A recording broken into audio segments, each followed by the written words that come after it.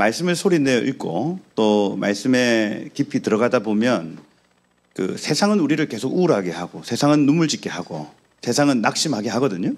근데 말씀은 계속해서 우리에게 근심 대신 찬송을, 재 대신 화관을, 슬픔 대신 희락을 선물합니다. 그래서 눈앞에 내 육체적인 어떤 어려움, 관계적인 어려움, 또 재정적인 어려움, 그것 때문에 사람이 우울증 걸리거든요. 우울해져요. 사람이 돈이 없거나 관계에 문제가 생기거나 그다음 몸이 아프거나 하면 마음이 낙심이 될 수밖에 없다고요. 사단은 계속해서 우리에게 그렇게 우리의 삶을 무너뜨립니다. 그런데 말씀을 붙잡는 순간부터 그 모든 에너지가 바뀌기 시작해요. 내가 병들고 가난해도 주님은 완전하시다. 주님은 부유하시다. 그래서 나의 어떠함이 보여지다가 말씀 안에 계신 주님의 크심과 주님의 완전하심과 주님의 건강하심과 할렐루야, 그것이 보여지기 시작하면서 내 안에 그 에너지가 공급되어지는 겁니다. 그러니 말씀, 오직 말씀인 거예요. 중세교회는 그 사람들의 손에서 말씀을 빼앗아 갔습니다. 그래서 각 나라의 언어로 말씀을 읽지 못하게 만들었어요. 그래서 모든 민주주의의 모든 시작을 칼빈으로 보거든요. 그 지금 이 땅에 풀어진 민주주의 국가의 모든 근원을 쭉 쫓아가 보면 삼권 분립이라는 제도가 나타납니다. 그래서 행정, 사법, 입법부가 나눠지죠. 이것은 교회의 집사, 목사, 장로 이 세 직분을 나눔으로써 교회의 협의체가 만들어지고, 그래서 제네바에서부터 시작된 그 어떤 한 사람의 권위 밑에 사람들이 복종해야 되는 구조에서 사람들이 말씀을 읽고 성경을 읽었더니 모두가 다스리는 존재가 되어지기 시작하더라. 그래서 어떤 이는 장로로 세우고 어떤 이는 집사로 세우고 어떤 이는 목사로 세우는, 교사로 세우는. 그래서 그들이 일주일에 한 번씩 협의체를 만들어서 그 시, 제네바 시를 운영하기 시작하는데 그곳에 하나님 나라가 임하기 시작하는 거예요.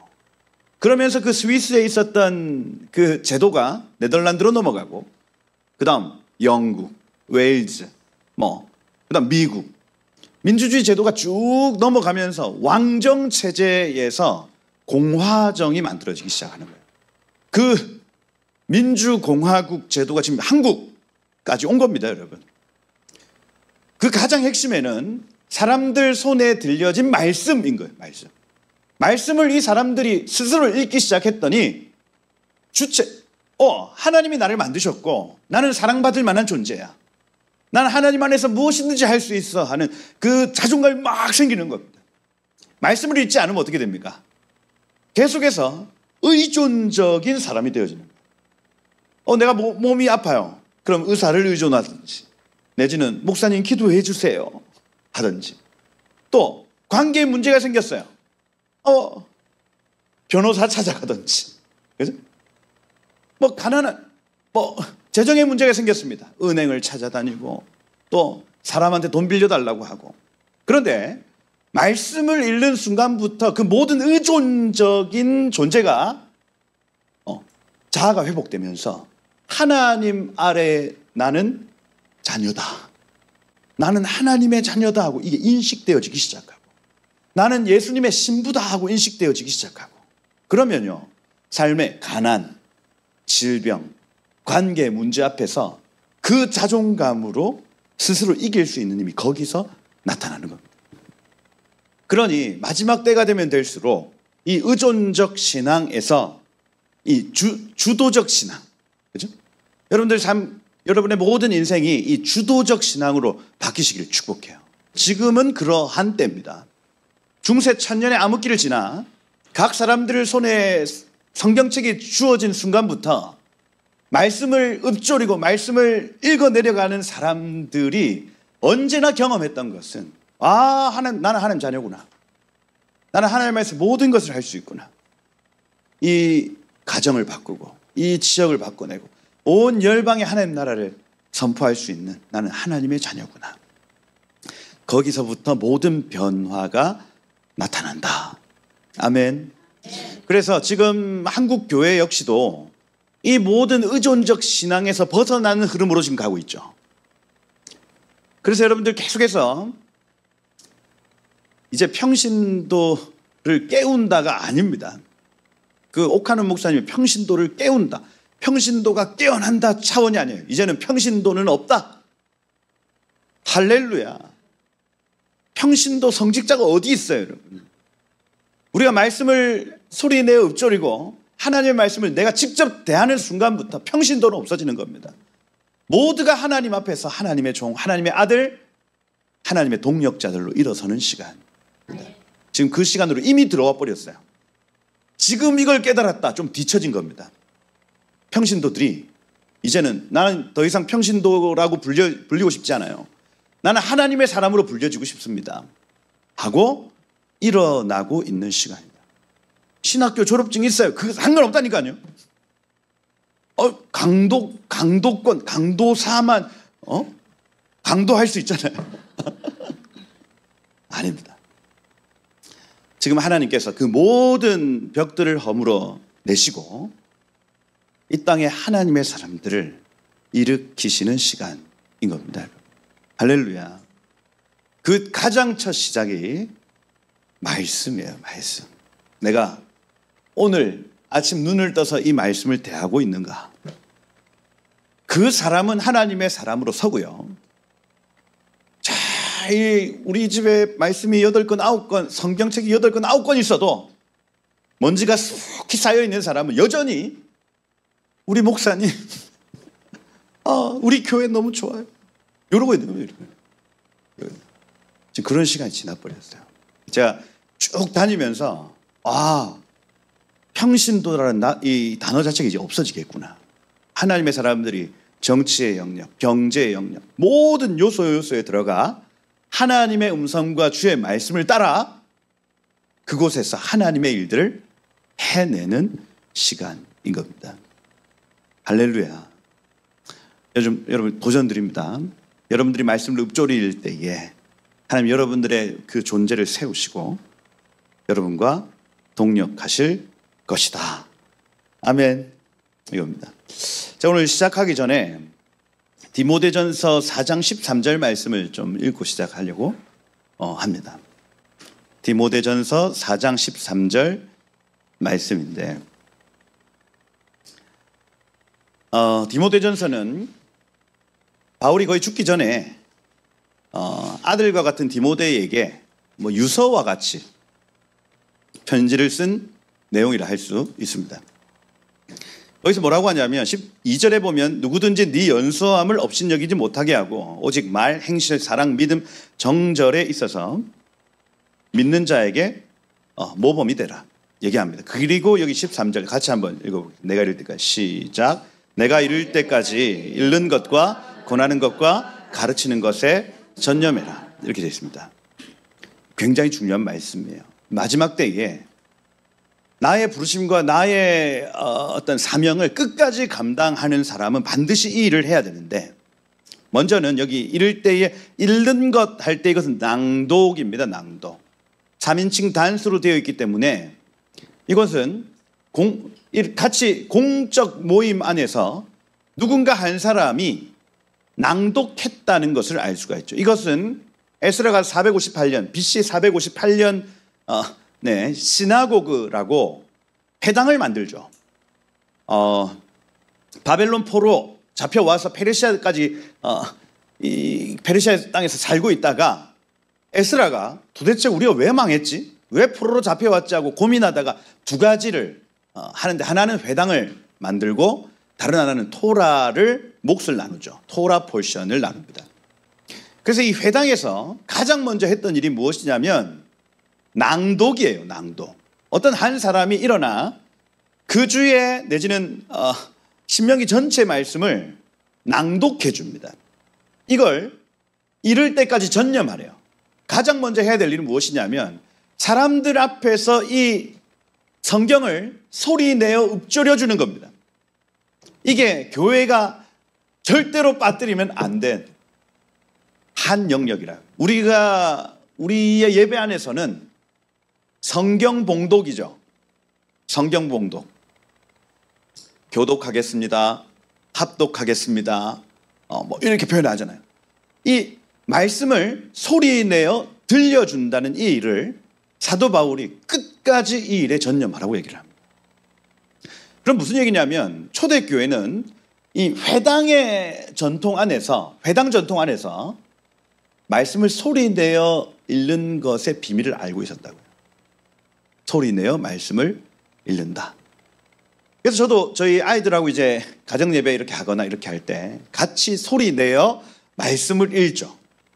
그러면 모든 목소리의 파동과 파장이 있기 때문에, 그런데 거기에 하나님의 말씀이 영이요 생명 아닙니까? 이것이 이 영과 생명의 파동과 파장이 그 장소를 주장하고 사람들의 마음과 생각에 역사하기 시작하는 거예요. 파동과 파장이 지금 눈에 보입니까? 안 보이죠? 와이파이 지금 신호가 눈에 보여요? 안 보여요. 그런데 이 모든 파동과 파장이 지금 여기 쫙 깔려 있습니다. 우리 눈에 안 보이지만. 목소리 역시 마찬가지입니다. 내가 야! 하면 여기에서 이 에너지가 파동과 파장이 되어 여러분들에게 전달되고 있다고요. 이게 눈에 보이지는 않습니다. 그런데 제가 화내는 에너지 말이에요. 이놈 새끼야 하는 이 에너지는 혼적이죠. 감정이 섞여 있는 거 아니에요. 그런데 하나님의 말씀은, 모든 성경은 하나님의 감동으로 된 것으로, 호흡이거든요. 호흡, 숨결로 되었다 이렇게 표현합니다. 그럼 말씀을 소리내어 읊조릴 때에 이것이 파동과 파장이 되어 생명과 호흡이 전달된다는 얘기예요.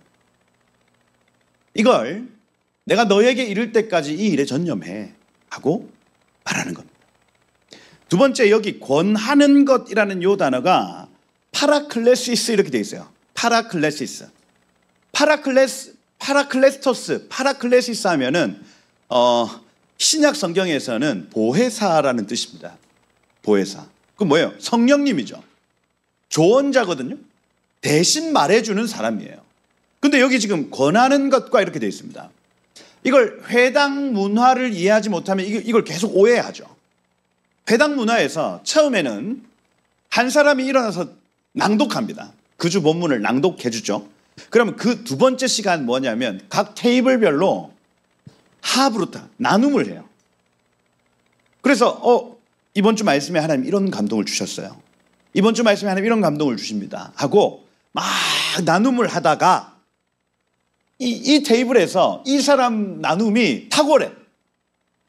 그러면 옆에 있는 사람이 손을 들고 배당장 오늘 이 사람 얘기를 좀 들어봐야 되겠습니다 하고 손을 들어 이 파라클레시스, 권해주는 겁니다. 권해주는 거. 그 뭐예요? 서로 디스커션 하는 건 디스커션. 내가 너에게 이를 때까지 낭독하는 일과 그 다음 서로 디스커션해서 권하는 일과 이 사람 나눔이 오늘 이번 주 너무너무 중요한 것 같아요. 그러니 예수님께서도 회당에 들어가셔서 청소년기 때 거기에서 나눔을 할 수 있었던 이유가 무엇이냐. 목사만 해야 된다, 랍비만 해야 된다 이런 게 없이 서로 막 하브루타 토론하다가 옆에 있는 사람이 예수님의 그 청소년기 때의 예수님의 그 나눔이 너무 탁월한 거야. 손을 들어서 권한 겁니다. 오늘 이 아이 얘기 좀 들어보죠. 지금도 이 문화가 남아있거든요, 유대인들한테는. 그래서 여러분 영상, 유튜브 영상 이런 데 보면 어린애가 자기가 꾼 꿈이나 이런 거 막 얘기하는 영상들이 막 나타납니다. 유대인들 중에 애기들이 나와서 어젯밤에 제가 이런 꿈을 꿨어요, 이걸 나눔을 해요. 마지막 때 하나님께서 이 말씀으로 씨름하는 공동체, 말씀을 가지고 씨름하는 공동체를 찾으세요. 마지막 때. 오늘부터 내일까지의 시간이 바로 그러한 시간입니다. 사람들이 마지막 때 능력이 있어야 된다 얘기를 하고, 사람들이 마지막 때 물질이 있어야 된다 얘기를 하고, 사람들이 마지막 때 교회는 무엇이 있어야 돼, 무엇이 있어야 돼 이렇게 얘기를 하지만은 종말론을 알아야 돼. 아닙니다. 교회가 마지막 때 가장 중요하게 취해야 될 것이 무엇이냐면 말씀이에요. 영으로서의 말씀입니다. 이건 단순히 그냥 성경 연구를 위한 말씀이 아니라고요. 공부를 위한 말씀 아닙니다. 말씀 자체가 영이라고요. 이것을 우리가 이해하는 순간부터 우리의 모든 삶의 패턴, 마지막 때에 대한 이해, 그리고 내가 오늘 어떻게 살아야 될지 한 모든 라이프 스타일, 모든 것들이 다 달라지기 시작해요. 저도 말씀을 가르치는 사람이지만은 제가 단순히 가르침만 하지 않습니다. 저의 가장 근원에는 말씀은 영이고 생명이다, 이걸 가지고 있어요. 그래서 제가 지금 이런 강의를 하지만은 저에게 가장 기쁜 시간은 말씀을 읊조리는 시간입니다. 그리고 제가 이런 강의 말고 설교단에 올라가면 이 말씀을 가지고 믿음으로 선포해버립니다. 이 말씀대로 되어질 것입니다, 이 말씀대로 되어질 것입니다 하고 선언해버리죠. 그러면 이것이 영과 생명이 되어서 사람들의 삶의 변화가 나타나는 겁니다.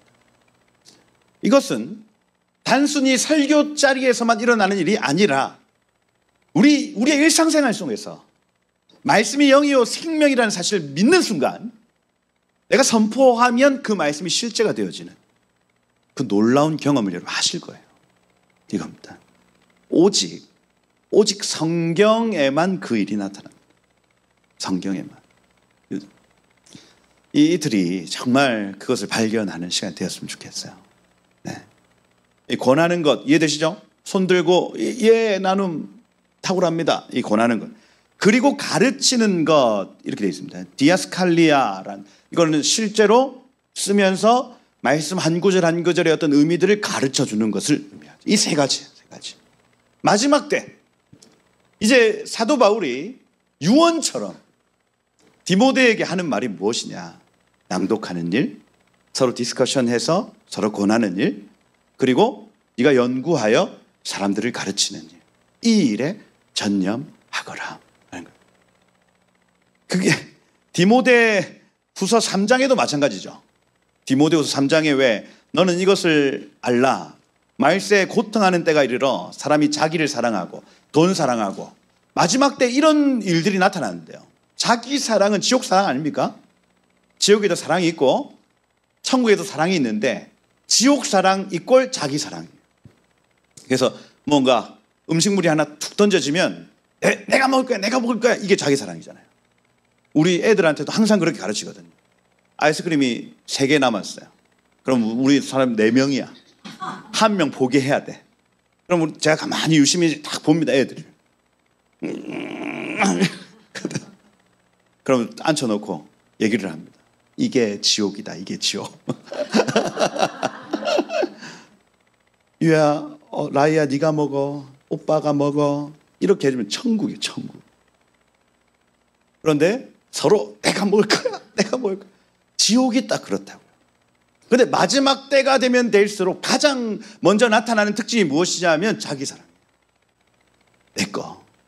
내가 잘 돼야 돼, 이겁니다.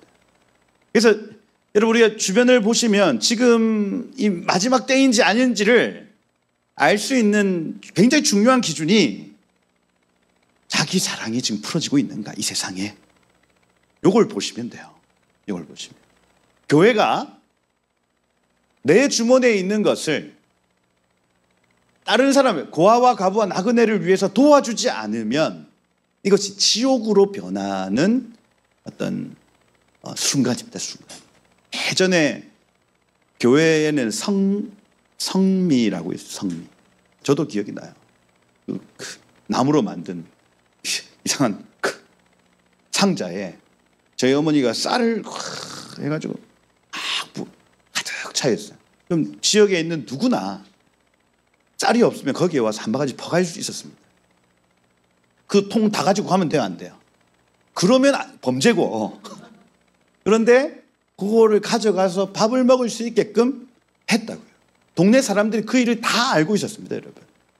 그러니 교회에 가면 쌀이 있다. 교회에 가면 내가 너무너무 죽겠는데 교회에 가면 내가 살 길이 있다는 걸 지역 사람들이 인지하고 있었다고요, 여러분. 근데 지금 그렇습니까? 지금? 물론 한국 사회가 너무너무 잘 살게 돼서 그런 사람들이 많이 없어졌지만은, 그죠? 지난 한 4년 전에 탈북자가 아사에서 죽었죠. 탈북해서 남한에 왔는데 굶어 죽었습니다, 여러분. 굶어서. 말도 안 되는 일이 일어났습니다. 한국 교회가 우리의 주머니를 닫으면요, 그 지역이 지옥 되는 거예요. 자기 사랑, 그죠? 건축하고 예? 우리의 교회의 명성을 위해서.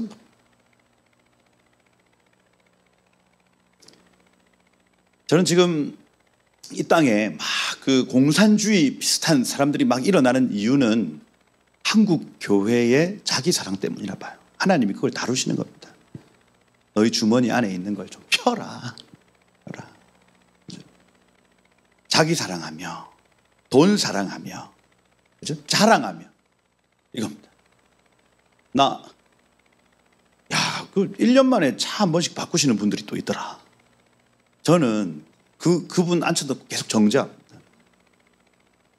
지옥이다, 지옥. 괜찮아. 그냥 타면 돼. 근데 그걸 왜 바꿔요, 계속? 이해가 안 되죠. 그걸 또 자랑하죠?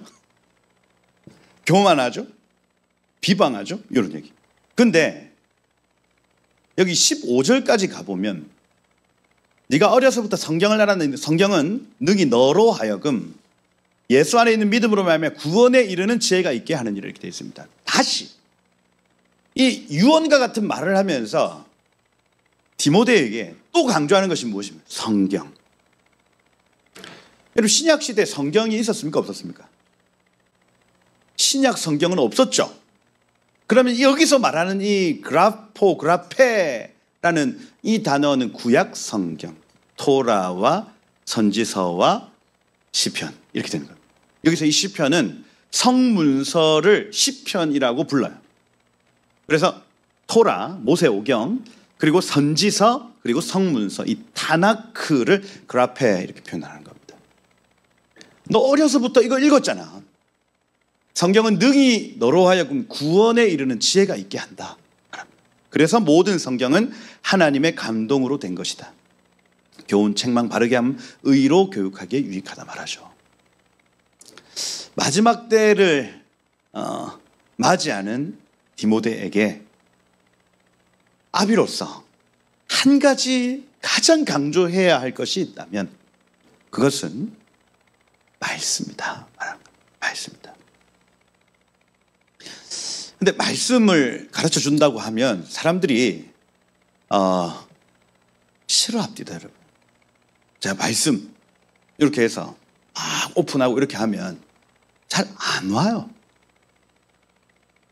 근데 제가 만약에 치유 집회를 한다. 사람들이 올까 안 올까요? 한번 성수 한번 뿌려주고 난리가 날 겁니다. 난리가.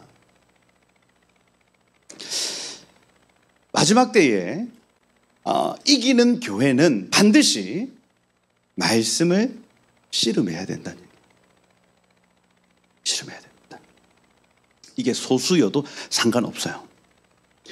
사람 많이 모으고 하는데 크게 관심 없습니다. 그럼 뭐냐? 정말 마지막 때 이기는 성도들을 만들어내야 되는 거예요. 말씀으로. 그래서 초대교회로 돌아가야 되겠구나. 초대교회는 읽는 것과 권하는 것과 가르치는 것에 전념하는 교회였다. 여러분, 이 일에 전념하시면 여러분의 부르심과 은사가 활성화되고 내가 무엇을 잘하고 좋아하는지 그리고 내가 무엇을 위해 살아가야 되는지가 말씀 안에서 보여지기 시작합니다. 그러니 안 할 이유가 없어요. 안 할 이유가 없어요. 하가라고 소리내어 말씀을 읊조려 보십시오. 그러면 철필로 새기듯이 마음판에 말씀이 새겨지기 시작하고 그러면서 세상의 모든 것들이 분별되기 시작하며 그리고 나의 삶에 하나님 부르신 목적과 이유를 발견하기 시작합니다. 안 할 이유가 없어요. 그래서 여기 오늘 1강에 보면 초대교회의 회복과 교사의 역할 이렇게 되어 있습니다. 이 교사의 역할이라고 하기보다는 오히려 이제는 모든 성도가 필수적으로 이 말씀, 초대교회가 어떻게 말씀을 읽었는가에 대한 이해가 반드시 있어야 하겠다는 겁니다. 초대교회. 그래서 르네상스 이렇게 표현할 때에 여러분 르네상스 시대 들어봤잖아요. 이게 어디로 네상스 하면은 초기, 뭐 기초, 처음 이런 표현인데 르네상스 하면은 그 기초로 다시 리턴한다는 의미를 가집니다. 그러면 이 르네상스 시대의 많은 철학자들이 어디로 리턴하기를 원했냐면 그리스 헬라 철학이죠. 이성과 논리 중심의 그 철학으로 돌아가자 이렇게 했습니다. 거기는 인본주의가 있죠. 그러면 교회 르네상스는 어디로 돌아가야 되겠는가 할 때에 예수께서 핏값으로 세우신 초대교회로 돌아가야 하겠다는 겁니다. 초대교회로 돌아가야 하겠다. 초대교회. 그 PPT 혹시 한번 해주시면 좋을 것 같고요. 첫째 강의할 때는 이 PPT로 한번 좀 보면서 가도록 하겠습니다. 마지막 때 토라를 통한 부흥 이렇게 되어 있죠. 위드 토라. 제가 계속 좀 말씀을 나눌 수 있는 곳에 가서 이제 계속 말씀을 드리는데 꺼지지 않는 부흥을 많은 선지자들이 막 예언을 하고 주님 오실 때까지 불이 꺼지지 않는데요. 지금 이때 일어나는 부흥은. 그런데 그 뒤에 이제 컨셉이 with 토라인가요? with 토라. 뭐 무슨 얘기냐? 토라와 함께 일어나는 부흥.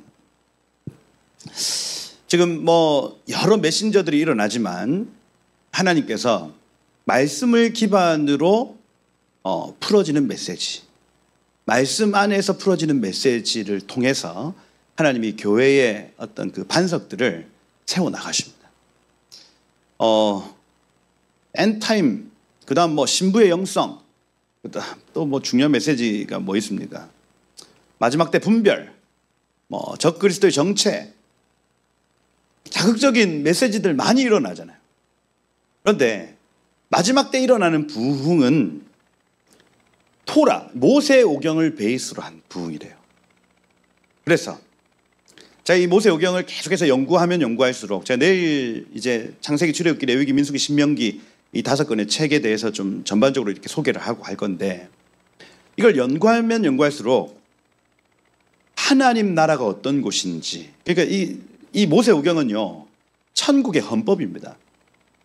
천국이 어떤 원리로 운영되고 있는가를 모세오경이 소개하고 있어요. 창세기, 출애굽기, 레위기, 민수기, 신명기 5권의 책 말입니다. 그래서 토라를 제대로 이해하면 천국을 이해할 수 있죠. 감추어진 비밀이 있습니다, 거기. 그렇죠? 그래서 이 5권을 계속해서 연구하고 준행하고 지키다 보면 먼저는 내 삶에 하나님 나라가 임하고요. 그리고 내가 들어갈 하나님의 나라에 대한 이해를 가집니다. 그래서 이 땅에 살 때에 이 땅을 위해서 살지 않고 그 땅을 위해서 살기 시작해요. 그 땅 백성처럼 살기 시작한다. 이 모세오경을 읽으면 읽을수록 예수님은요 이 토라의 완성이셨습니다. 창세기, 출애굽기, 레위기, 민수기, 신명기 5권의 책을요 예수님은 삶으로 완성하신 분. 할렐루야. 이 땅에서 이 하나님 나라의 헌법에 대한 완벽한 이해, 그러니 그 헌법대로 이 땅에서 살아가니 이 세상 사람들이 이해 못하죠. 세상의 법이 있는데 이 한 데나리온, 뭐 반 데나리온 이거 황제한테 바쳐야 됩니까? 뭐 이런 표현을 할 때 이 땅의 법하고는 상관없는 하늘의 법으로 모든 행동, 모든 말들을 이어가시는 겁니다. 모세오경을 우리가 깊게 이해하다 보면 하나님 나라에 대한 이해가 있다는 거예요. 있다. 이걸 이해하지 못한 초대교회 이후에 중세교회 사람들은요 토라 이 5권의 이 책을 아예 제하여 버린다거나. 왜? 이해가 안 돼요. 이해가. 우리 하나님은 자비의 하나님인데 모세오경을 보면 막 진멸하라 이런 얘기가 막 나오고 이해가 안 되거든요. 이해가. 그런데 천국에 대한 이해를 하다 보면 그 진멸이 왜 일어나는가에 대한 이해. 하나님의 나라에 결코 들어갈 수 없는 영적 상태가 있구나 하고 이해가 되어지고 내 삶을 고치고 이런 일들이 나타나는 겁니다. 그래서 마지막 때 여러 메시지들이 있지만 이 모세오경 토라에 대한 어떤 메시지 위에 모든 메시지, 신부의 메시지, 마지막 때에 대한 메시지, 어떤 분별의 메시지 이런 것들이 위에 올라와야 된다. 선교 메시지, 전도 메시지 모든 것 마찬가지입니다. 그리고 마지막 때 왜 토라를 통해 부흥이 일어나야 하느냐? 유대인의 회복과 연결되어 있습니다. 유대인의 회복. 그래서 토라는 하나님 나라를 발견하게 한다. 두 번째, 토라는 지금 유대인들이 이 토라만 읽고 있습니다. 그러면 우리가 하나님 나라에 대해서 이해하기 시작하면 그들에게 이것을 전달할 수 있죠. 전달할 수 있습니다. 고린도후서 3장에 가보면 한번 가실 분, 성경에 있으신 분도 한번 찾아보시면 고린도후서 3장 뭐 영의 직분, 의의 직분 뭐 이런 거 얘기하면 이거 유대인과 이방인을 얘기하는 거거든요. 정죄의 직분은 유대인이고, 그죠? 의의 직분은 이방인들이 지금 취한 겁니다. 그러고 여기 13절에 보면 이렇게 되어 있습니다. 우리는 모세가 이스라엘 자손에게 장차 없어질 것의 결국을 주목하지 못하게 하려고 수건을 그 얼굴에 쓴 것 같이 아니하노라 이렇게 되어 있습니다. 무슨 얘기냐? 이 육체로서 토라를 읽으면 발견할 수 없다는 얘기입니다. 유대인들이 지금도 육체로서 토라를 읽으니 하나님 나라를 발견할 수 없었다. 그 얘기를 수건을 얼굴에 덮어 썼다 이렇게 표현을 하죠. 그런데 14절에 보면 그러나 그들이 마음이 완고하여 오늘까지도 구약을 읽을 때, 토라를 읽을 때 그 수건이 벗겨지지 아니하고 있으니 이 수건은 그리스도 안에서 없어질 것이니라. 오늘까지 모세의 글을 읽을 때 수건이 그 마음을 덮었도다 이렇게 되어 있습니다. 지금 이때까지의 유대인의 상태죠. 그런데 언제든지 주께로 돌아가면 그 수건은 벗겨진다 돼 있고, 자, 여기에서 중요한 얘기예요. 토라를 읽으면 하나님 나라를 발견할 수 있습니다.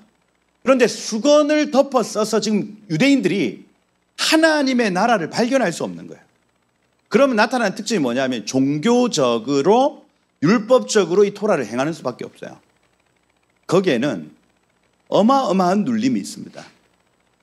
다시 여러분, 말씀을 율법적으로 읽으면 눌림이 와요. 눌림이.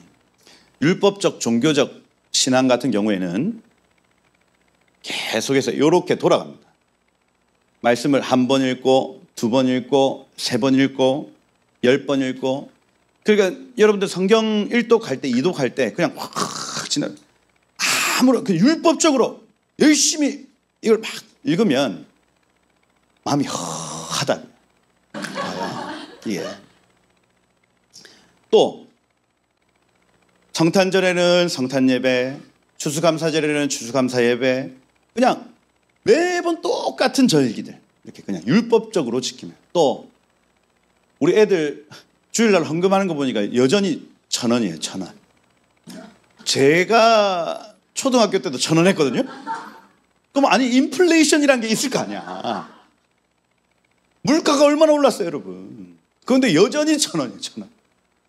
이게 종교생활이거든요. 종교생활. 계속해서. 여러분은 얼마 하십니까? 얼마? 좀 나아져서 10,000원 하겠죠? 10,000원? 10,000원? 그런데 20년 전에도 10,000원이야. 종교생활인 게 종교생활. 하나님이 나에게 베푸신 은혜, 하나님이 나에게 베푸신 영광, 이런 거하고 상관없이 늘 10,000원인 거예요. 10,000원. 이거야. 유대인들이 지금 그렇게 하고 있다고요. 그렇게 하면 내가 구원받을 거라 생각합니다. 그렇게 하면 내가 하나님과 동행하는 것이라 생각한다고요. 그게 종교생활이래요. 종교생활. 불교 신자들도 그렇게 합니다. 내가 때 돼서 절에 가서 절 한번 하면 저 부처님이 나에게 은혜를 베푸실 거야 하고 종교생활 한다고요. 유대인들도 그렇게 하고 있습니다. 지금까지도. 수건이 덮었어서. 그런데 이 수건이 그리스도 안에서 벗겨지리라 이렇게 돼 있죠. 그리스도 안에서만 이 일이 없어지거든요. 예수가 내 삶의 주인 되시고 예수님께 나의 죄를 옮겨드리면 그분이 내 안에 오셔서 내 안에 완전한 그 율법, 이 토라, 하나님 나라를 완성해 가신다. 이걸 믿으면 말씀을 보는데 그 수건이 벗겨져서 본다는 얘기예요. 그게 지금 우리의 상태입니다. 유대인들은 지금 꿈에도 경험할 수 없는 그 일을 지금 우리는 경험하고 있다고요. 그게 말씀의 능력이에요. 이 말씀을 봐야 됩니다, 여러분. 예수를 믿은 자든 예수께 내 죄를 옮겨놓고 내 마음의 주인으로 모신 자는 그 다음 해야 될 일이 무엇이냐면 말씀을 읽어야 돼요. 그래야 하나님의 나라를 누립니다. 교회가 이걸 안 가르치니 어떻게 됩니까? 내 마음의 주인으로 모셔서 나는 구원받았어요. 예수 천당 불신지요. 그러고 다 합니다. 끝났어요, 여러분. 또 여전히 똑같은 삶을 살아갑니다. 이게 극단적 칼빈주의. 구원파 아니에요, 구원파. 내가 예수 믿으면 천국 가니까 내 삶에 조금 넘어지고 자빠져도 나는 천국이 결정되었어. 죄 짓고 못된 짓 하고 하나님께 회개했으니 난 구원받았어 하고 살아가는 겁니다. 극단적 칼빈주의죠. 여러분, 우리가 말씀을 읊조리고 말씀을 읽어 내려가는 순간부터 하나님의 나라에 대한 이해가 우리 삶에 나타납니다. 야, 하나님 나라 이런 곳이구나. 알아가요. 이 모세오경을 읊조리며 모세오경으로 디스커션하고 모세오경을 가지고 티칭, 여러분들 연구하다 보면 나타난 특징, 하나님 나라가 열린다. 두 번째, 유대인들을 전도할 수 있다. 이거 마지막 때 부흥이에요. 여러분, 하나님 나라를 알아야 그곳을 사모하죠. 그렇죠? 하나님 나라가 어떤 곳인지를 알지도 못하면 사모함이 없습니다. 여러분, 3개월 미국 갔다 왔어요. 제가 갔다 왔는데 5만 대를 다 다녔습니다. 미국 서부, 동부 갔다 왔어요. 아예 그 스케일이 달라요. 스케일이 한국하고. 그러니까 나무 크기 이런 게 다 그 무슨 반지의 제왕 영화에서 나오는 그 크기의 나무들이 있어요, 여러분. 그러면 한번 맛본 사람은 다시 가고 싶을까요? 안 가고 싶을까요? 가고 싶죠. 그 미국은 땅이 넓어서 그런지 잔디를 그냥 깔아놨습니다. 우리 아주머니들 가면 거기 텃밭 만들 건데 그 땅을 그렇게 놀려요. 그냥 잔디밭이, 그 잔디는 아무 쓸모없는 땅이잖아요. 그냥 보기 좋으라고 잔디를 쭉 깔아 놓은 5만 대를 다 깔아놨어요. 그거 관리한다고 그냥 하루를 다 씁니다. 근데 막 연구하고 누우면 그 잔디밭이 막 생각이 나. 가고 싶다. 여유로웠는데. 이런 마음이 들어요. 봐야 내가 거기를 가서 봐야 사모함이 생기지. 그죠? 미국을 한 번도 뭐 가보지도 뭐 TV로 보지도 않은 사람이 거기를 뭐 하려고 사모해요. 그죠? 우리 아버지 늘 그러거든요. 걸어서 세계 속으로. 거기 보면 다 나온대. 굳이 거길 왜 가니? 천국도 마찬가지입니다. 천국을 말씀으로 계속해서 경험하고 봐야 마지막 때 큰 환란이 와도 그곳을 가야 되니 통과하지. 그 사모함이 없으면 타협하고 싶은 순간이 얼마나 많은지.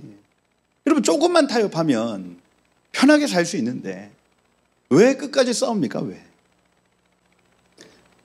끝을 하나님 나라를 봤기 때문이에요. 그 나라가 어떤 곳인지, 얼마나 영광스럽고 얼마나 위대한 곳인지를 아는 사람은 이 땅에서의 그 작은 것과 타협하지 않습니다. 자, 교회서를 계속해서 연구하는 거 참 좋아하는데 우리 주기철 목사님 그리고 손양원 목사님 이런 분들이 말씀 강해를 그렇게 탁월하게 하셨어요. 말씀 가지고 씨름하셨던 분들인 거예요. 그래서 이 신사참배를 반대하셨던 분들의 특징을 가만히 보면 말씀 자체를 연구하고 말씀 자체에 대한 사모함을 가지신 분들이에요. 타협, 여태까지 타협을 했던 목사님들의 그 모든 설교들이나 이런 것들을 찾아보면 대부분 신학교에서 가르쳐준 신학을 얘기하는 설교를 합니다. 왜요? 말씀 안에 있는 하나님의 나라가 희미한 거예요. 내가 들어가야 될 하나님 나라가 어떤 곳인지에 대해서 이해하지 못하면 쉽게 타협해버립니다. 오늘날도 마찬가지입니다. 오늘날도 누가 싸우느냐, 누가 타협하느냐는 진리로 결정해놔요. 내가 진리에 대한 사모함이 있는가? 진리를 사모하는 자는 타협하지 않습니다. 빛을 사모하는 자는 타협하지 않습니다. 무엇이 빛이고 무엇이 어둠인지를 알기 때문이에요. 무엇이 진리인지 무엇이 거짓인지 알기 때문입니다, 여러분. 마지막 때 이 진리를 붙잡고 이기시는 여러분 되시길 축복해요. 이겁니다. 언제든지 주께로 돌아가면 그 수건이 벗겨지리라. 주는 영이시니 주의 영이 계신 곳에는 자유함이 있느니라. 장차 유대인들에게 이 일이 일어납니다, 여러분. 지금은 수건이 눈앞에 있어서 깨닫지 못하는 상태이지만은 이 수건이 성령을 통해서 벗겨지는 순간 이들이 그토록 읽었던 이 말씀 안에 있는 비밀이 풀어지기 시작하는 거예요. 그러니 유대인의 넘어짐이 이방인의 충만함이 되었거늘 그들의 회복은 장차 어떤 일이 일어나겠느냐 하고 사도 바울이 반문합니다. 이들의 눈앞에 있는 수건이 걷어지면 이들의 풍성함이 세상에 풀어지고, 그죠? 그것은 우리 주님 다시 오시는 일밖에 그 결과가 나타날 수 없는 거예요. 지금 유대인들이 그 수건을 벗고 일어나고 있습니다, 여러분. 많은 유대인들이 말씀 안에서 예수가 그리스도이심을 발견하기 시작해요. 그러면 그들을 메시아닉 주 이렇게 표현하거든요. 메시아가 예수님이 메시아이시다 하고 인정하는 유대인들이 일어나기 시작합니다. 그러면 이들이 수건을 벗고 그 과거에 풀어놨던 그 토라 속에 있는 그 비밀한 일들을 막 풀어내기 시작하죠. 놀라운 시대를 지금 우리는 살아가고 있습니다. 저는 약간 유통입니다, 유통. 그러니까 이 유대인들이 그 히브리 관점에서 읽었던 그 토라의 내용을 한글로 잘 소화해서 우리 한국 사람들한테 이렇게 유통하는 작업이죠. 요거 지금 그 일을 하고 있습니다. 그러면서 지금 북한 동포들이 70년 동안 고통을 당하고 있는 상황. 이거 우연이 아니거든요. 홀로코스트와 같은 고난을 지금 겪고 그걸 지금 통과하고 있는 상황입니다. 그래서 유대인들이 당했던 이 고난과 이 북한 사람들이 당했던 이 고난이 서로 만나면 마음의 문이 열고, 그리고 이들이 보지 못했던 말씀 안에 있는 하나님 나라를 전하기 시작하면 그들 안에서 예수가 메시아이시다, 내가 믿는 하나님이 너의 하나님이구나 하고 고백하기 시작합니다. 지금 이 순간이에요, 이 순간. 우리의 포지션이 거기에 있습니다. 그래서 저는 북한 문이 열리면 칠판하고 분필 들고 올라갈 거예요. 올라가서 북한 사람들한테 이 대체 신학을 먼저 가르치기 전에 이 유대인들 전도를 위해서 그 사람들한테 가르쳐야 될 게 있습니다. 이 성경 안에 나타나는 여호와의 절기들, 그 다음에 토라에 대한 해석들, 이런 것들을, 그리고 영어, 히브리어 이런 것들을 가르쳐서 파송해야 돼요. 파송. 그래야 우리 주님이 다시 오십니다. 그래서 우리 주님 다시 오시기 전에 유대인들이 회복되어야 하고 거기에 우리 한민족이 쓰임받아요. 이겁니다. 그래서 지금 제가 하고 있는 모든 어떤 활동들이 그렇게 연결되어 있어요. 북한의 문이 열려야 됩니다. 저들이 자유롭게 전도하고 선교할 수 있는 때가 열려버려야 돼요. 그래야 유대인들이 주께로 돌아옵니다. 그래서 지금 유대인들을 전도할 수 있는 유일한 민족은 한민족, 북한 동포들밖에 없습니다. 동질성, 이 홀로코스트에 대한 어떤 그 고난의 동질성이 있어야 되거든요. 이걸 하나님이 지금 70년 동안 준비시켜 놓은 상황인 거예요. 만약에 저들이 다 죽는다 하면 하나님 새로운 나라를 또 만드셔야 됩니다. 새로운 나라. 그게 뭐 베트남일지 뭐 우즈베키스탄일지 그러면 또 시간이 또 걸리는 거예요. 이게 무슨 얘기하다 이러면 그죠.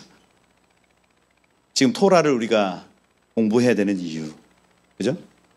하나님 나라를 발견할 수 있다. 유대인들이 주께로 돌아오는 시간이기 때문이다. 말씀을 드리고 있습니다.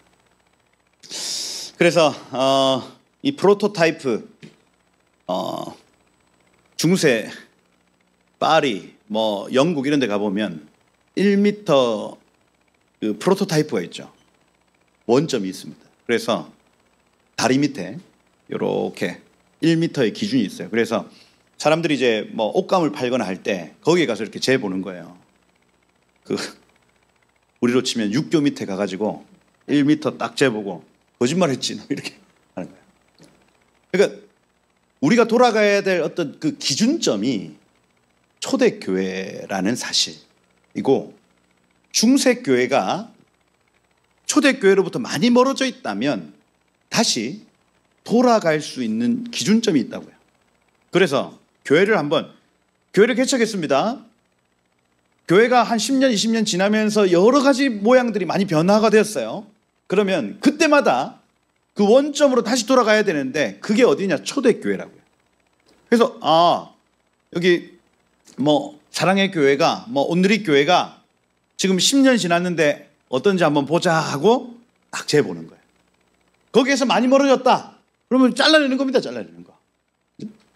많이 부족하다. 붙이는 거예요. 계속해서 초대교회가 어떤 곳인가에 대한 이해가 너무너무 중요한 겁니다. 프로토타이프. 그죠? 그래서 여러분 장로교 같은 경우는 이 프로토타이프를 칼빈주의로 봅니다. 그래서 초대교회로 돌아가는 것보다 오히려 칼빈이 제네바에서 어떤 형태를 취했는가에 집중하죠. 그래서 장로교는 그 칼빈에서 조금만 벗어나도 다 잘라냅니다. 잘라내요. 너희단 다 잘라냅니다. 그죠? 루터교는 그 루러란, 그죠?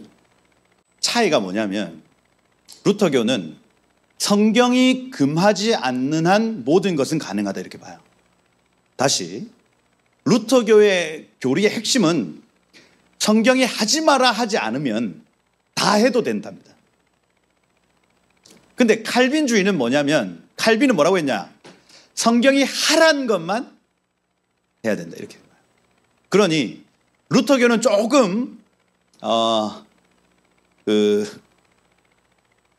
여유가 있다. 유연성이 있어요. 맞아요. 유연성이.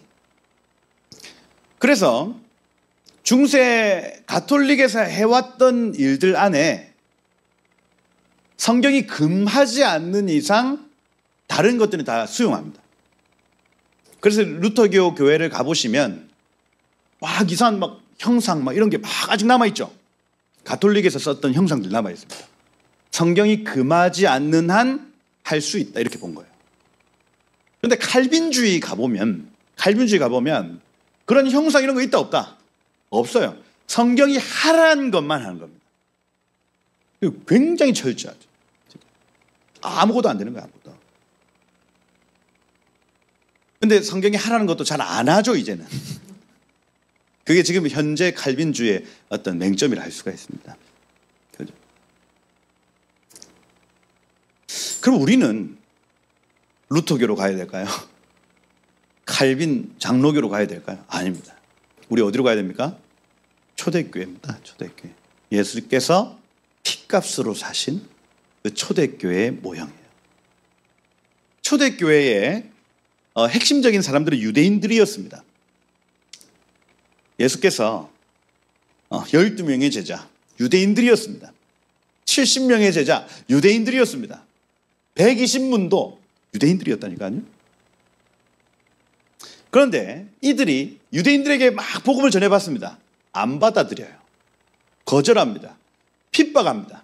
그랬더니 하나님께서 그 핍박과 그 거절 거기에서 넘쳐 흐르게 하셔서 이방인들, 특별히 헬라인들이 주께로 막 돌아오는. 그래서 첫째는 유대인에게요, 둘째는 헬라인에게. 첫째는 유대인에게요, 둘째는 헬라인에게로다. 이 얘기 계속 나오거든요. 가장 먼저는 유대인들에게 계속 하나님께서 이 기회를 주시는 거예요. 그래서 그 남은 자들이 믿음으로 복음을 취합니다. 이 사람들의 이름을 나사렛 이단이라 불러요. 유대인들 중에 복음을 받아들인 사람들의 별명을 나사렛 이단으로 봅니다. 나제리안 이렇게 표현하거든요. 그래서 유대인들의 소수와 그런데 이방 사람들한테 복음을 막 전했어요. 능력이 막 나타나는 겁니다. 그러면서 3,000명, 6,000명 막 복음 안에 막 회복이 일어나는데 이방인들은 예수가 그리스도다. 예수 안에 능력이 있다. 예수 이름에 능력이 있다. 복음을 전했더니 막 받아들이는 거예요. 이게. 그러고 지금 여기까지 왔습니다. 여기까지. 지금 한국, 이 동방의 가장 끝에까지 복음이 전해져서 우리가 지금 여기 앉아 있는 거예요. 놀랍지 않습니까? 여러분은 어떻게 예수님을 믿게 됐어요? 근데 우리 대한민국에 처음 이제 복음이 들어올 때에 얼마나 힘든 시간이었는지. 그러니까 소박 맞은 여인네들, 그죠? 그 핍박받던 노예들, 종들, 이런 사람들이 먼저 예수를 믿기 시작했어요. 그 다음 막 백정, 이런 분들이 핍박도 그런 핍박, 그죠? 양반들이 막 겁탈하고, 막, 그죠? 온갖 수모와 그 어려움 속에서 야소 믿으시오 하고 그 전했던 이 선교사들의 말, 그 다음 거기 가면 초콜릿 준다더라. 그죠? 배고파서 받아들인 복음, 그 안에 능력이 나타나기 시작하고. 그러니 여러분 창세기 가만히 꾸준히 읽다 보면 그 요셉 본문 안에서 7년 동안 기근이 일어날 때 이방 사람들이 그렇게 돌아옵니다. 왕 앞에 엎드려 경배해요.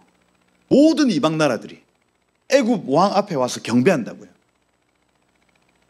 그러니 이방인들은 기근이 있으면 돌아오는구나. 이게 그 성경이 가르쳐주는 키예요. 키. 유대인들은 그냥 안 돌아옵니다. 그런데 이방인들은 배고프면 돌아와요. 막 인생에 무슨 문제가 있으면 돌아오도록 돼 있습니다. 여러분 남편이 아직 안 돌아왔다, 뭐 친척이 아직 안 돌아왔다, 기도를 다르게 한번 해보세요. 다르게. 주여 다리를 부서뜨려 주옵소서. 저거 한번 세게 한번 때려 주옵소서 하면 그 교만한 코가 꺾이고 아이고 나 죽겠다 이렇게 할 때 조용히 떵떵거리며 잘 나갈 때로 복음 전하는 거 아닙니다. 여러분 이방인들한테는 잘 나갈 때는 그냥 가만 내버려 둬야 돼요. 근데 어디까지 가나 보자 너 하는 겁니다. 그리고 뒤에서 계속 중보하는 겁니다. 주여 부셔 주옵소서. 무너뜨려 주옵소서. 기도하는 거예요. 기도하는 거. 그러면 인생 가장 힘들 때, 나락으로 떨어져 있을 때, 그때 조용히 찾아가서 힘들제. 하나님이 그래도 함께 하신다. 이렇게만 해줘도 얘가 눈물이 툭툭툭툭 떨어져. 내가 그 박근혜 대통령 탄핵 당했을 때 청년들하고 편지를 썼어요.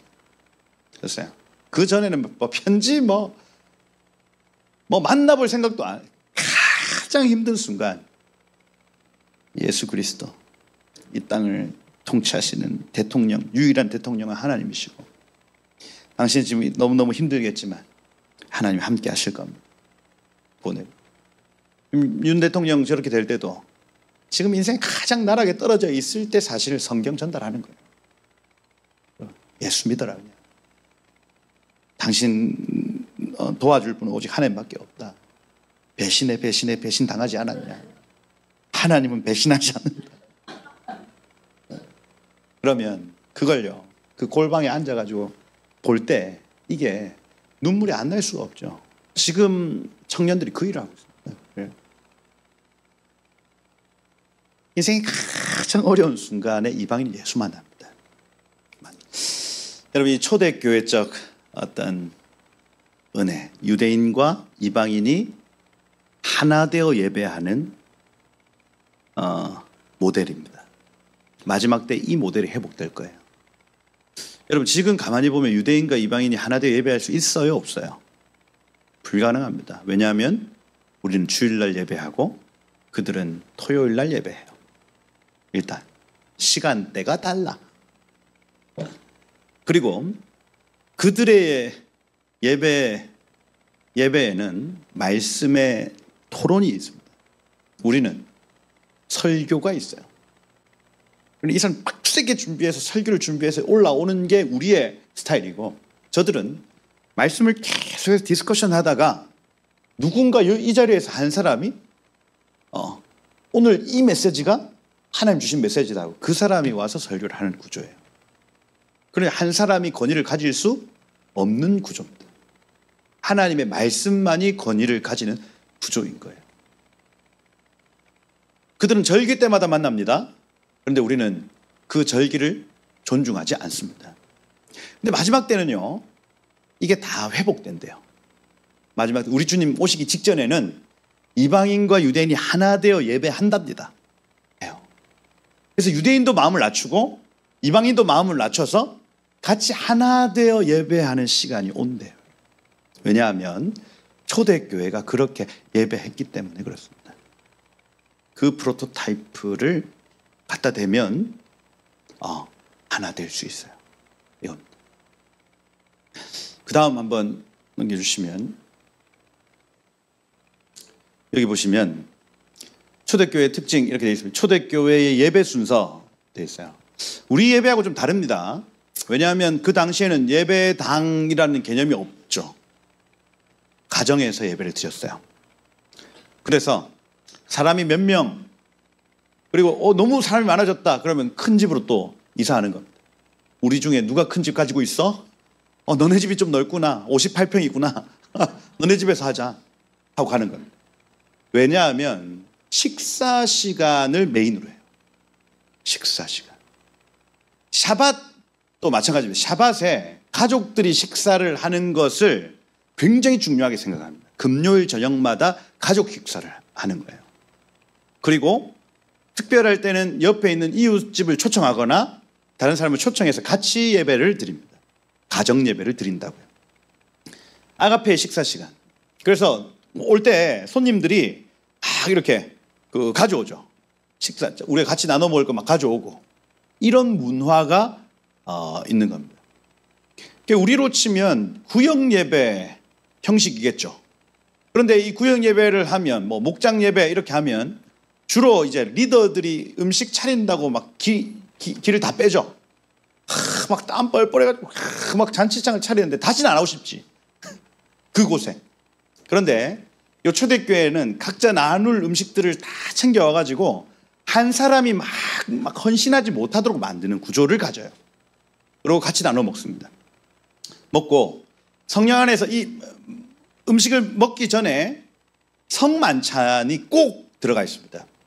그래서 이 사람들은 주로 이제 주식이 빵이니까 빵 한 덩어리를 이렇게 찢으면서 우리를 위해서 예수께서 그의 몸을 찢으셨습니다 하고 찢는 거예요. 그래서 그걸 한 덩이 한 덩이씩 다 찢어서 나눠주는 겁니다.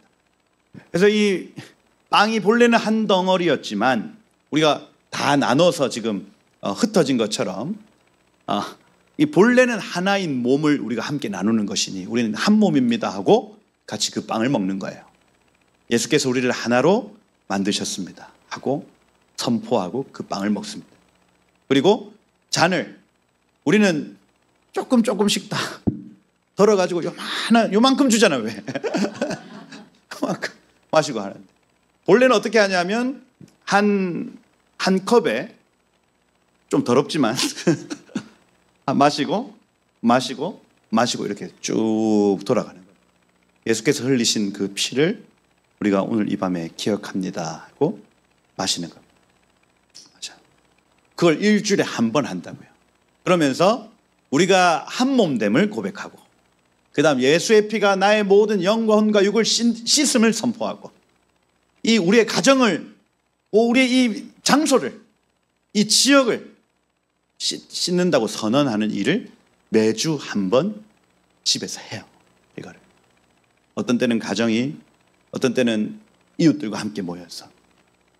이게 초대교회의 어떤 그 흐름. 그러면서 토라의 낭독과 하브루타 이게 빠지지 않아요. 그래서 계속해서 토라 두루마리를 가져와 가지고 읽어주는 것, 읽어주고 쓰게 하고 같이 토론하게 만드는 것.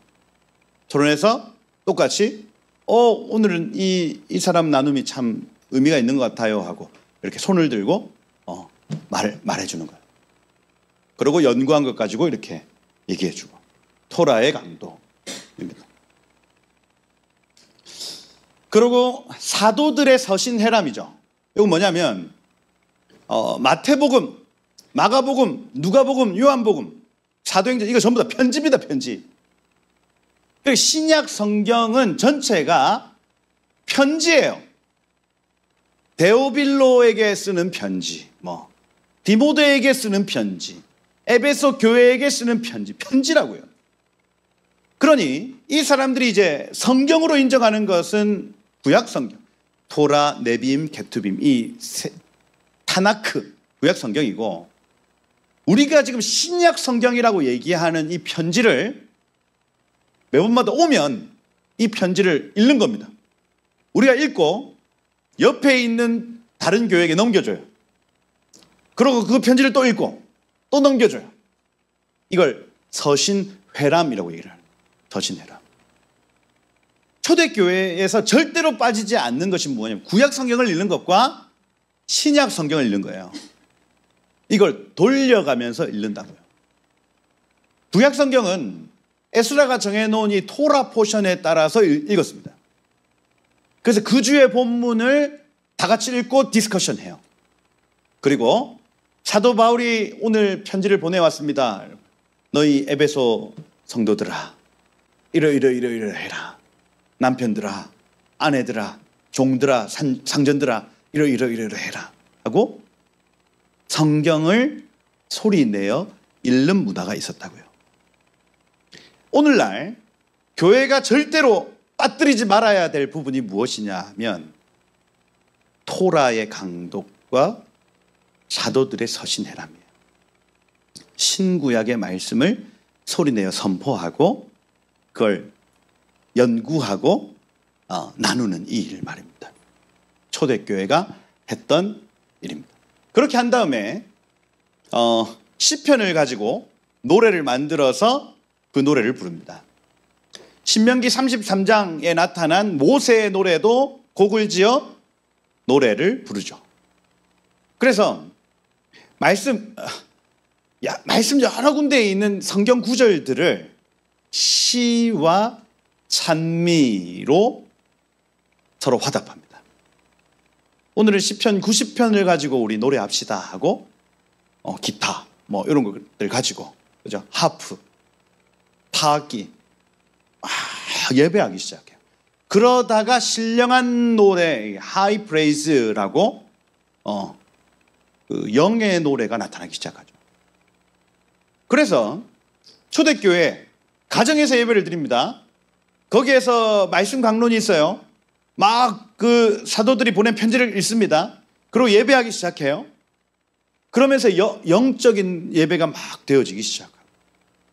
그러면서 하나님이 환상을 보여주시고 예언하게 하시고 방언하게 하시고 방언 통변하게 하시고 이런 일들이 거기에서 막 일어나는 겁니다. 재밌어요? 재미없어요? 예배가 그 때마다 시마다 매력이 있는 겁니다. 매력. 근데 오늘날 전 세계 내지는 한국 교회 예배 좀 예상이 되지 않아요, 여러분? 좀 그 예측 가능하잖아요. 한국 교회 예배가 가면 일단 10시 반에 탁 촉촉촉촉촉 줄 세워가지고 예배팀이 쫙 나와가지고 할렐루야 우리 옆에 계신 분들에게 인사하십시다. 잘 오셨습니다. 인사하고 그죠? 그리고 막 탁탁탁 해서 빠른 노래 시작하고 그렇게 하다 목사님 나와서 설교하고 기도 한두 가지 하고 축도하고 마친다. 대충 그냥 예상이 되는 흐름으로 예측이 되는 거예요. 초대교회는 안 그랬다고요. 식사로부터 시작된 그 예배가 언제 어떻게 맞춰질지 모르는 그렇죠? 놀라운 임재의 예배였다. 치유, 방언, 예언과 같은 은사들이 그냥 자연스럽게 풀어지기 시작합니다. 자연스럽게. 저는 물론 이제 훈련 받고 그다음 이거 각성하는 일이 너무너무 중요하다 생각해요. 근데 지금까지는 그게 필요했다고요. 근데 앞으로는 이 일이 자연스럽게 풀어질 겁니다. 이게 막 인위적으로 네 은사는 이거야. 너 이거 훈련 받아야 돼. 막 해가지고 막 마치 왜 방언을 하려면 방언 못하는 사람 손 들으라 해가지고 옆에 한 4-5명 못하죠. 랄랄라 해보세요. 랄랄랄랄랄랄랄랄랄랄랄랄랄랄랄랄랄랄랄 물론 필요하죠. 그런데 초대교회 때 그 하나님의 임재와 영광 안에서 입이 저도 방언을 그렇게 받았던 것 같아요. 그러니까 막 뜨겁게 막 예배하고 기도하다가 턱이 먼저 떨리더만. 그죠? 그죠? 그러면서 이것이 그냥 옹알이처럼 되었다가 정확한 단어들로 막 나타나기 시작하고 지금 내가 어떤 기도를 하는지 내 속에서 막 알기 시작하는 거예요. 이게 방언 통변이. 그죠? 자연스럽게 하나님의 임재와 영광 안에서 나의 은사, 내 부르심, 눈에 보이는데 뭐 비전이 보여서 그걸 읽으라고 얘기를 하시는데 뭐 이게 훈련받아서 되어지는 것이 아니라 초대교회의 영성 안에서 하나님이 은혜를 주시면 이게 자연스럽게 열리는 거예요. 앞으로 이런 시간으로 들어가게 될 것입니다. 한국교회 안에 1992년 이 다미선교회 이후로부터 치유, 예언, 축사 이런 것들이 다 사라졌거든요. 그 이전까지는 활발했다고요. 장로교, 침례교 할 것 없이 모든 교회들이 다 이 사역을 했었습니다. 그런데 이 극단적 종말론, 그렇게 하면서 이 모든 전통들이 다 끊어졌거든요. 그 이후로 이것을 다시 회복해야 되는 시간이 있었어야 됐어요.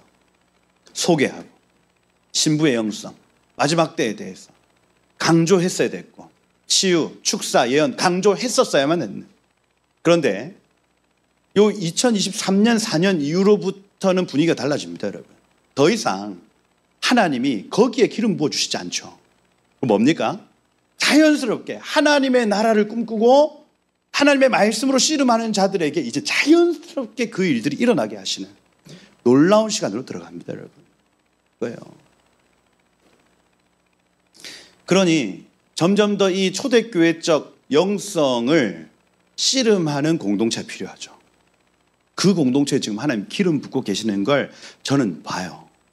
그래서 가는 곳마다 손을 얹고 이런 가정교회들 방문해서 손을 얹고 기도해 주면요. 이게 한 2-3년 전부터 반응이 달라요. 반응이. 이게 은사와 부르심이 뻥뻥 터집니다. 뻥뻥. 그러니까 어떤 어젠더를 가지고 내가 이런 사역을 해야지 막 나 치유의 은사 사모하오니 주세요. 이런 거 말고 내가 이 초대교회적 영성을 회복하길 원합니다 하고 하나님 저 정말 주님의 몸된 교회를 회복하길 원합니다 하고 기도하는 사람들에게 기도를 해주면 이게요. 각자의 부르심과 은사에 따라서 이걸 받아들입니다. 놀랍죠. 지금 굉장히 놀라운 시간으로 들어가고 있습니다. 그렇다. 그러고 마지막에 장로의 축복 기도로 마치죠. 여호와는 내게 복을 주시고 너를 지키시길 원하고 여호와는 그 얼굴을 내게로 향하여 드사 은혜 베푸시길 원하고 여호와는 내게 비추사 평강 주시기를 원하노라 하고 장로님 축복하고 마치는 거예요. 그죠? 여기에 성직자가 어디 있어요? 여기에 이거 로만 칼라 해가지고 막 멋있는 예복을 입고 그걸 주도하는 사람이 어디 있습니까? 없어요. 없어요. 모두가 하나님의 사람들로서 앉아 각자 부르심과 은사를 따라 거기에서 하나님 예배하는 거예요. 그렇게 하다가 이 사람에게 하나님 지금 어떤 감동을 주신다고 얘기하기 시작하고 우리 소위 말하는 평신도들이 그 자리에 그 주인공이 되어서 하나님 오늘 무릎이 아픈 사람 있다고 얘기하시는데 누구예요? 나 무릎 류마티스. 그 가운데로 나오시죠. 우리 한번 같이 기도하겠습니다. 기도하고. 사도들은 또 교사들은 그 가정교회를 다니면서 그 사람들에게 하나님 나라의 정확한 그림들을 보여주고 가르쳐주고 연구한 것을 풀어주고, 그걸 사도 바울이 그렇게 했고 바나바가 그렇게 했고 베드로가 그 일을 한 거 아닙니까? 각 가정교회들 다니면서, 그죠? 말씀을 전하고 21일 동안 두란노 서원에 머물면서 사람들에게 하나님 나라의 원리들을 설명하고, 그죠? 이 초대교회가 회복되기를 축복합니다. 네, 여러분들 지금 이러한 때 하나님이 기름 부으시는 자리에 서셔야 돼요. 기름 부으시는 자리. 그래서 저는 다니면서 보니까 전통교회에 머물러 계시지만 주중에 2-3 사람 집에 모여 같이 막 뜨겁게 예배하고 기도하는 그룹들이 나타나기 시작해요. 그러면서 이제 우리 담임 목사님은 싫어하시겠지만 이러면서 얘기를 해요. 뭐 싫어하면 어떻게 할까요? 이 마지막 때를 이기려면 그렇게라도 씨름을 해야지. 많은 사람이 모일 필요 없습니다. 2-3 사람이라도 이 뜻과 마음이 맞는 사람들이 모여서 같이 가정에서 기도하기 시작합니다. 그죠? 하나님 이번 주에는 이런 마음을 주셔요. 하나님 이런 마음, 같이 기도하자. 기도하고. 그죠? 그게요, 생명력 있는 하나님의 교회로서 존재하는 겁니다.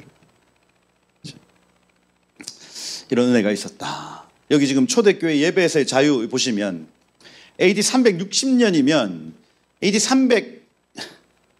320년쯤 325년 이때 이제 콘스탄틴의 어떤 밀라노 칙령 이런 게 기독교 공인 이런 게 있었습니다. 그러면 지하교회에서 이제 지상으로 올라왔던 때거든요. 360년 정도 되면. 그런데 그때에도 이 밀라노의 암브로스라는 이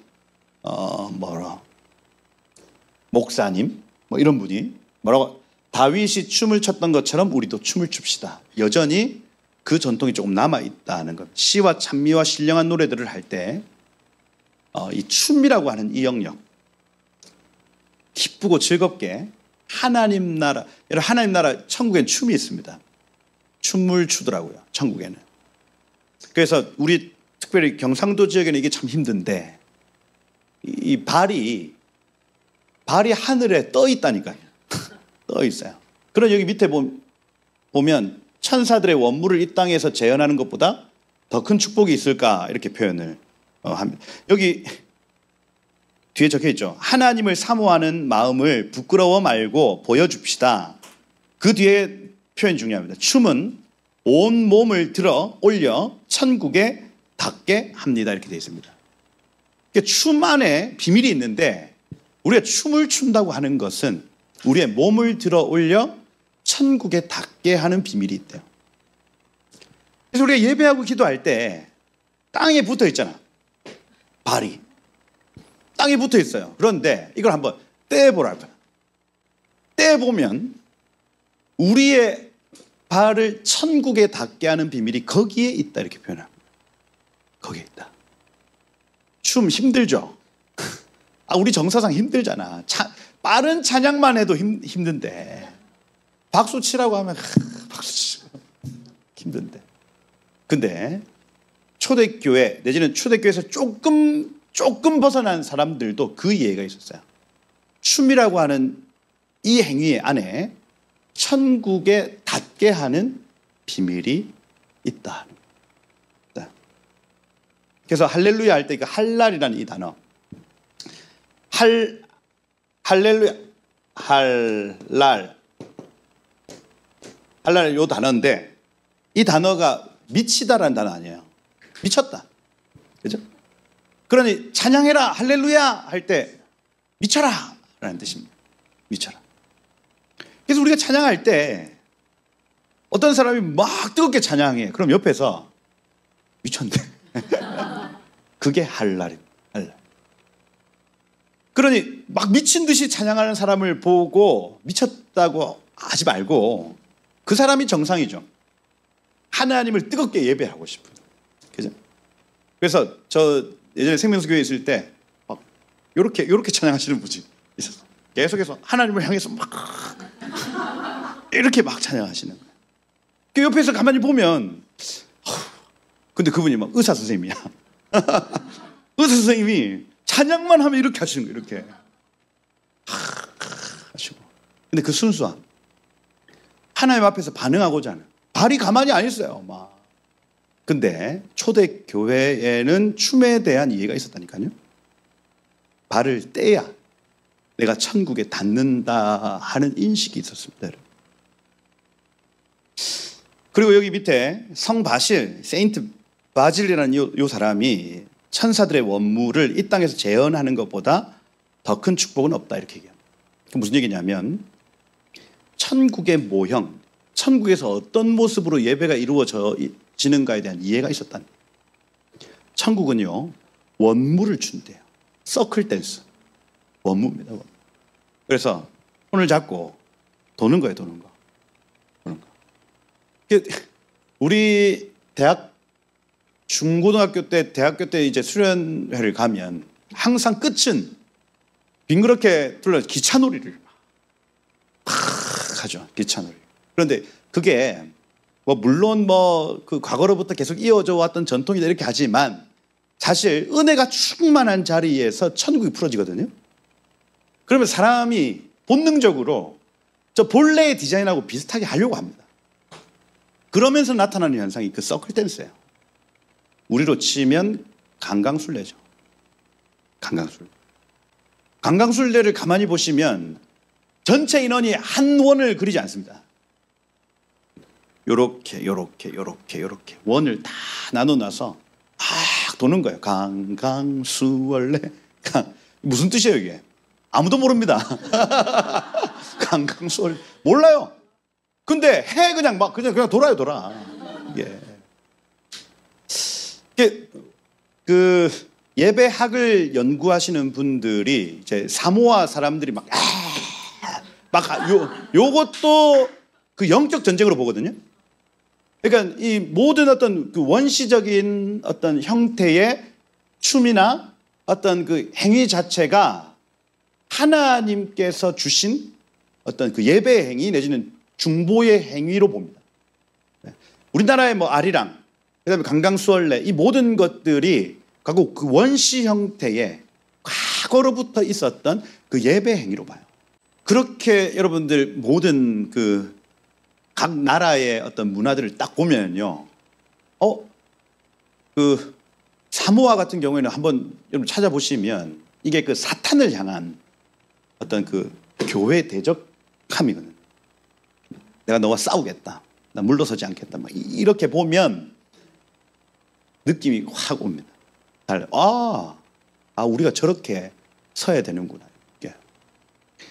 이게 한민족 같은 경우에는 뭐 그런 뿌리들이 하여튼 다양합니다. 다양해요. 아리랑, 엘 이렇게 변하거든요. 그래서 그 알타이 어족 계열에서는 알을 엘로 보거든요. 엘로힘 이렇게 봅니다. 아리랑, 아라리요 고개 넘어간다 이렇게 표현할 때 하나님과 함께 이 산을 넘습니다. 이런 고백인 거예요. 그래서 그 욕단의 후손들이 그 시베리아 산을 넘으면서 하나님과 함께 이 산을 계속해서 넘습니다. 아리랑 아라리요 이렇게. 그래서 뭐 그다음 뭐 장례식을 할 때 베옷을 입는다. 이런 건 역시도 어떤 그 제의 의상으로서 세마포 베옷을 입는 나라가 두 나라밖에 없어요. 그다음 뭐 백정 문화라고. 그러니까 짐승을 각을 뜨고 이런 것들이 제사장 문화에서 내려온 거거든요. 그런 부분들이 다 연결되어 있음을 보는 거예요. 초대교회는 이러한 어떤 이해가 있었다고요. 춤, 뭐 복장 이런 것들에 대한 성경 안에 있는 어떤 그 비밀한 일들에 대한 어떤 이해가 있었다. 그럼 우리가 지금 이제 예배하면서 가정 예배에서부터 이러한 이해를 가지고 하기 시작하면 가정이 곧 교회가 되어지는 집디다 여러분. 그래서 저도 이제 그 생명수교회 나오고 나서 주로 이제 가정에서 예배를 많이 해요. 저 다른 집회가 있지 않는 이상 가정에서 예배를 하면 이런 형태로 예배를 합니다. 얼마나 좋아요. 맛있는 음식 딱 차려가지고 넌 이번 주에 꽃을 준비해라. 넌 이번 주에 찬양 인도다. 이렇게 해서 각자가 이렇게 다 애들이지만 예배에 참여할 수 있도록 하고, 너 대표기도 준비해. 이렇게 말씀을 소리내어 읽고 같이 예배하고 시편으로 예배하고, 그죠? 그렇게 하다가 스폰테니어스 그 영의 노래로 들어가고, 그러면서 어렸을 때부터 그 어떤 영적인 예배들 정찬을 같이 하고, 그죠? 같이 디스커션하고, 그러면 한 1시간 2시간은 그냥 금방 가죠. 그럼 그냥 시간을 때우는 차원이 아니라 충만함이 있어요. 오늘 하나님이 내 삶을 채우셨다, 내 예배를 받으셨다는 그 충만함으로 주일을 보내는 겁니다. 네. 이런 이해가 있어요. 때로는 춤을 추고, 그죠? 저도 뭐 춤을 안 추게 생겼지만 가족들 앞에서는 춤을, 제가 또 춤꾼입니다. 애들 앞에서는 뿐이고.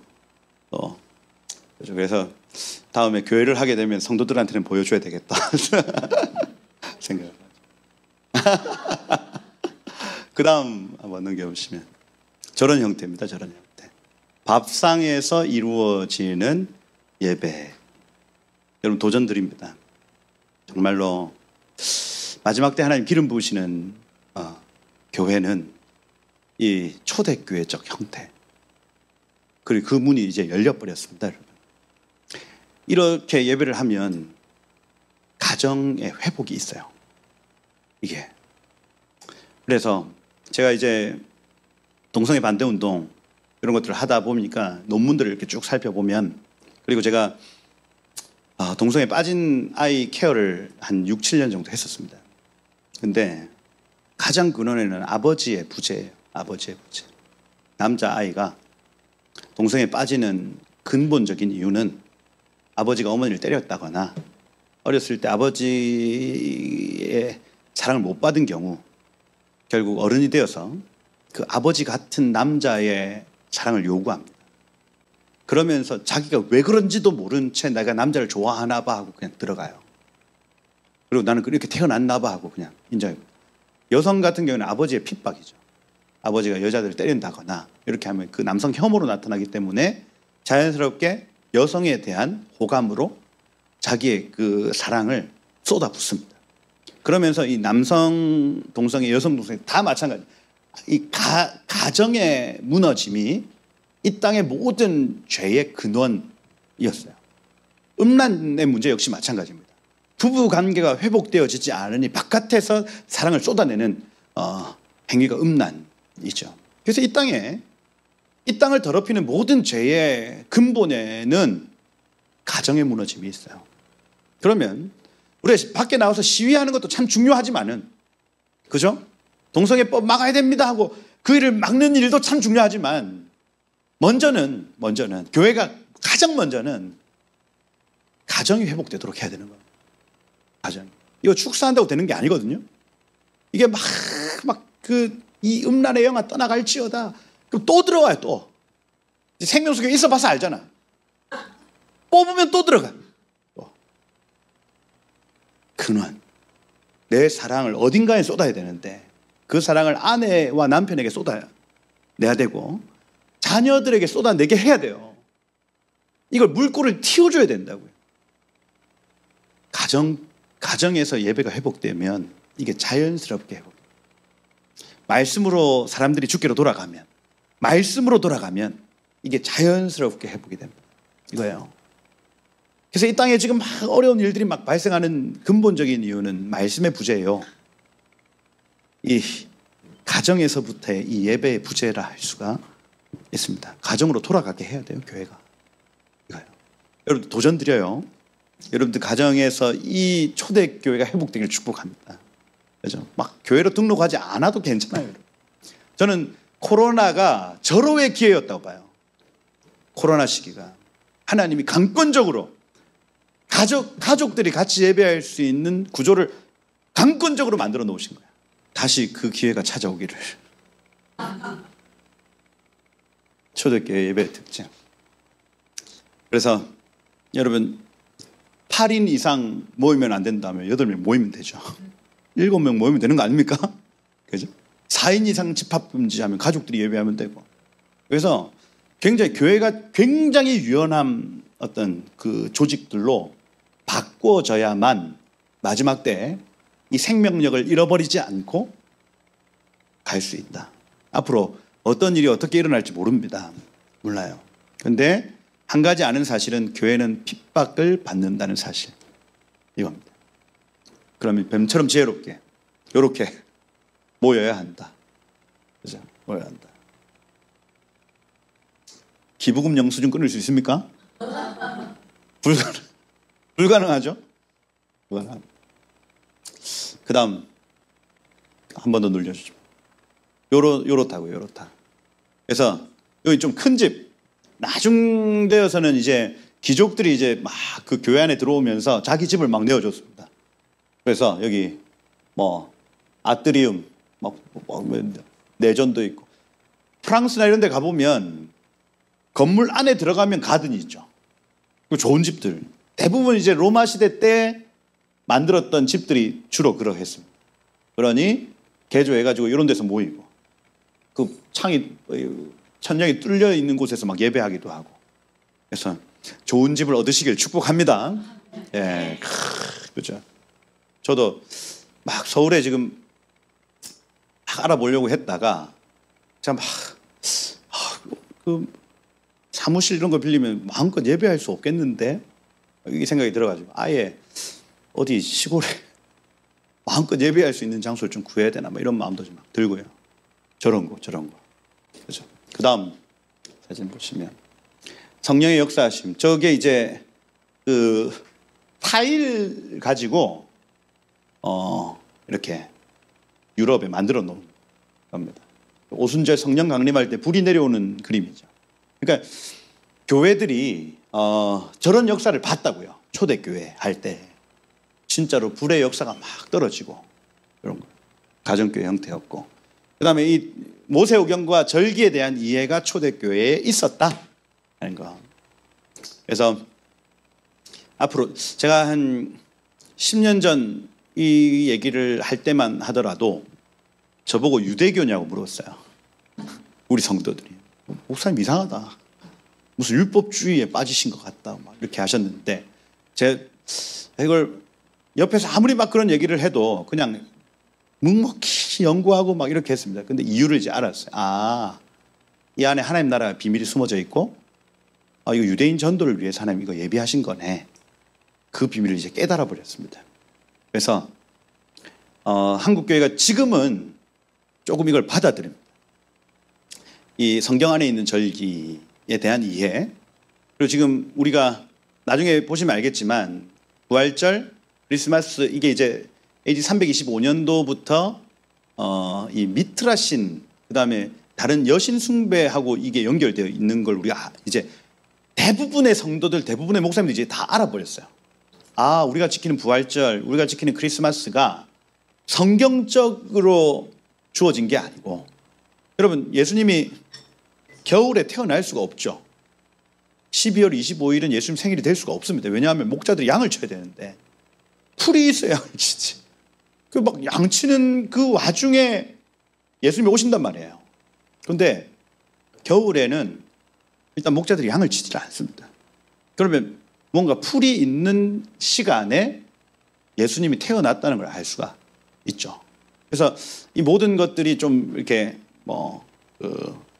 역사적으로 이렇게 증명이 되고 하는 시간이기 때문에 유대 절기 내지는 여호와의 절기에 대한 어떤 거부감 이런 것들이 지금 많이 사라지고 있는 시간입니다. 그래서 앞으로 한 2, 3년만 지나면 한국 교회 안에서도 이런 어떤 나눔들이 조금 보편적으로 나눠지지 않을까 생각이 듭니다. 그 다음 보시면 이겁니다. 이거 알파 처치와 오메가 처치. 그래서 말씀 토라가 있고요. 초대교회는. 그 다음 성령의 역사가 있고요. 그 다음 하우스 처치, 가정교회가 있습니다. 그리고 모에딤이라고 절기가 있어요. 이 네 가지를 초대교회가 가지고 있었습니다. 근데 이 중세를 지나면서 이 네 가지가 없어지는 역사라고요. 말씀을 없애고 성령의 역사를 없애고 가정교회를 없애고 절기를 없애고, 이게 중세교회입니다. 그럼 마지막 때 교회는 다시 말씀이 회복되고 성령이 회복되고 가정교회가 회복되고 절기가 회복되는 요 네 가지 흐름으로 다시 간다고요. 그래서 요 순서, 말씀, 성령, 가정교회, 절기, 여기 회복되는 순서도 말씀, 성령, 가정교회, 절기, 이렇게 회복되어 갈 것이다. 그럼 지금 말씀의 회복은 1517년 그 루터의 종교개혁 이후로부터 구텐베르그의 그 인쇄술의 발명, 이런 걸 통해서 각자 손에 말씀이 막 주어지기 시작합니다. 각자의 언어로 회복되었고, 그다음 성령의 역사, 19세기 말부터 성령께서 초자연적으로 이제 막 교회에게 막 방문하시기 시작하는 일들이 있었고, 2020년대까지 전 세계 교회 가운데 성령의 역사가 후 퍼져 나왔습니다.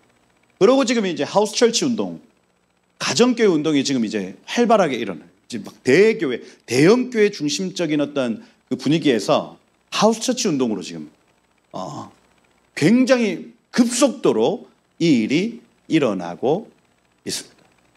그래서 지금 그 흐름을 보셔야 앞으로 내가 어떻게 신앙생활을 할 것인가를 결정할 수가 있습니다.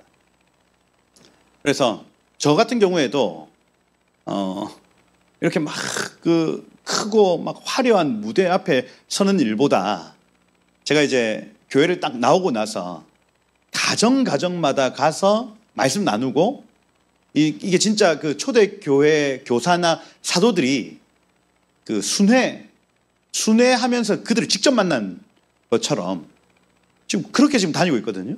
그래서 제가 오히려 무대에서 막 이렇게 하는 일은 별로 재미가 없어요.